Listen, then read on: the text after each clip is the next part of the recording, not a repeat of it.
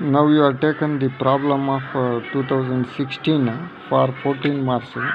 You see the question, I will read and explain directly.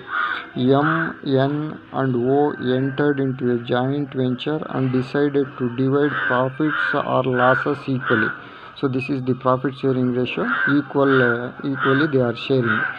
They bought goods from Suvarna and Company for 4 lakh. So this is the expenditure incurred for the joint venture. It is taken in the joint venture account debit side as a expense. Debit side we will take expense, credit side we will take all incomes.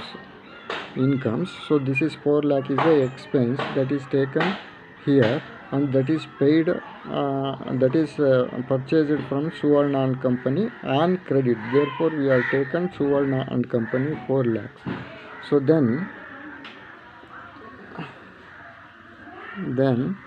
and from A for rupees 50,000, that is also purchase from A we have taken, this is 50,000 rupees, this is also expenditure. Next, and spent 4,500 as a carriage, this is also expenditure, but this is paid from the bank. So therefore we have taken that is 4,500 rupees as a expenditure and paid from bank. Therefore we have taken joint bank account, this is also expenditure. Next, after that 4,500, M contributed 1,10,000, N 1,50,000 and O 2 lakh rupees. This is the capital. This is taken in the partners capital account or co-ventures account. Instead of taking by balance, we have taken joint bank account. This is the capital 1,10,000, 1,50,000 and 2 lakh. So this is over. It is taken in the partners capital account. So next, after that, which were deposited into the bank, that we know, therefore we are taken as a joint bank account. They paid rupees 50,000 to Mr. A. Here you see we are purchased 50,000 from A, that is paid. That is paid fully. That is paid means this is the payment in the joint bank account. This is the payment. Debit side we will take all receipts. Credit side we will take all payments. So therefore you see here Mr. A account 50,000 rupees. This is the payment. It is paid. So next, Suvarna and Company received 3,96,000 for full settlement of their account. Suvarna and Company ಮಾತ್ರ ನೋಡಿ ನಾವು 4 ಲಕ್ಷಕ್ಕೆ purchase ಮಾಡಿದ್ದೀವಿ, ಅವನು ಇಸ್ಕೊಳ್ತಾ ಇರೋದು ಈಗ 3,96,000 ಮಾತ್ರ. ಇಲ್ಲಿ 3,96,000 ಸುವರ್ಣ ಆ್ಯಂಡ್ ಕಂಪನಿ 3,96,000 ತೊಗೊಂಡಿದ್ದೀವಿ ನೋಡಿ. 3,96,000 ಇದು ಕೊಟ್ಟಿದ್ದೀವಿ. ಹಾಗಾದರೆ ಡಿಫ್ರೆನ್ಸು 4,000 ಅದು ನಮಗೆ ಡಿಸ್ಕೌಂಟು, ಅಂದರೆ ಕಡಿಮೆ ಕೊಡ್ತಾ ಇದ್ದೀವಿ, ಅದು ನಮ್ಗೆ ಇನ್ಕಮ್ ಆಗುತ್ತೆ. ಸೊ ದೇರ್ಫೋರ್ ಇನ್ಕಮಲ್ಲಿ ಜಾಯಿಂಟ್ ವೆಂಚರ್ ಅಕೌಂಟಲ್ಲಿ ಆ 4,000 ನಾವು ತೊಗೊಂಡಿದ್ದೀವಿ.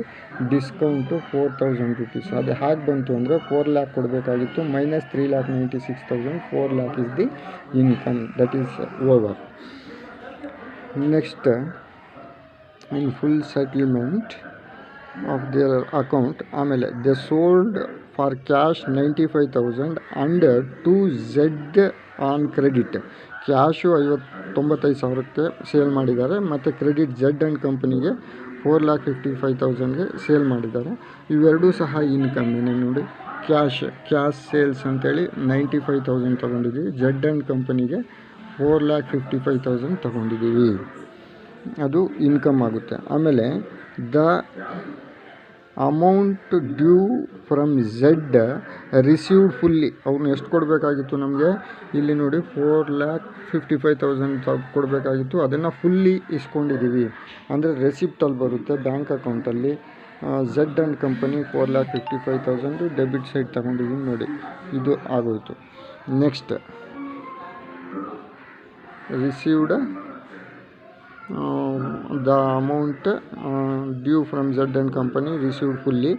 M was allowed 5% commission on sales. M ಇಲ್ಲಿ ಪಾರ್ಟ್ನರ್ ಅಥವಾ ಕೋವೆಂಚರು ಅವನಿಗೆ ಕಮಿಷನ್ ಕೊಡ್ತಾ ಇದ್ದೀವಿ, ಅದು ಸಹ ಎಕ್ಸ್ಪೆಂಡಿಚರ್ ಆಗುತ್ತೆ. ಯಾವುದ್ರ ಮೇಲೆ ಅಂದರೆ ಸೇಲ್ಸ್ ಮೇಲೆ ಅಂತ ಹೇಳ್ತಾನೆ. ಸೇಲ್ಸ್ 2 ಸೇಲ್ಸ್ ಇದೆ ನೋಡಿ, 95,000 ಪ್ಲಸ್ 4,55,000 ಇಲ್ಲಿ ತೋರಿಸಿದ್ದೀನಿ, ಅದು ಎಕ್ಸ್ಪೆನ್ಸ್ ಆಗುತ್ತೆ.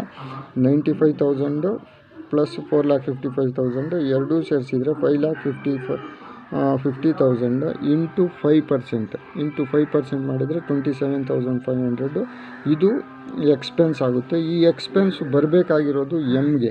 ಸೊ ಅದಕ್ಕೋಸ್ಕರ ಇಲ್ಲಿ ಮತ್ತೆ ಜಾಯಿಂಟ್ ವೆಂಚರ್ ಅಕೌಂಟ್ ಅಂತೇಳಿ ಇಲ್ಲಿ 27,500 ತಗೊಂಡಿದ್ದೀವಿ.